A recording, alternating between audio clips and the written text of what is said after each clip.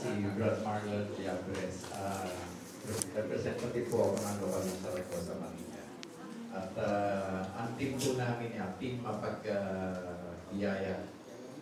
Kaya mamaya, tanggapin niyo po yung biyaya na Pang-under po ako ng DPWS, katulad din ni GMR. Kasi engineer din po kasi ako. Kami po ang nangangalaga sa mga lokal kung sa NCR, yung nasasakupan namin. At kung marapatin nyo, siguro sa dadating na panahon, ito namang lugar ninyo, ayusin natin.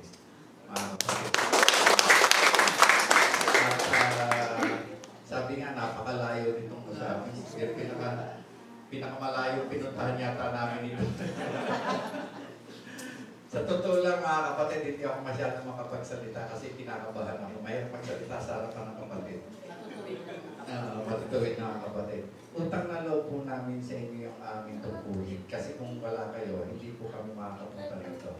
Isang maligaya sa puso po namin na makadaog ang palad namin kayo mga kapatid. Kasi kung hindi po sa loob, hindi po naman namin magaganap itong tungkulin na ito. Salamat sa Diyos mga kapatid.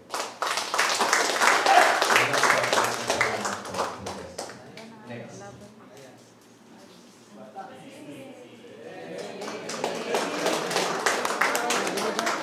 Magandang umaga po sa lokal po ng Ozangis. Ako po si Brad Matayas Buron. Mag-asawa po si Sis Veron Chas.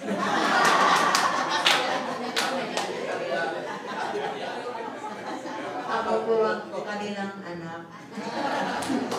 KNC. Ako po ay KNC Chapro po. Tsaka kasali din po sa Fish 4 po doon sa lokal po ng Salapan.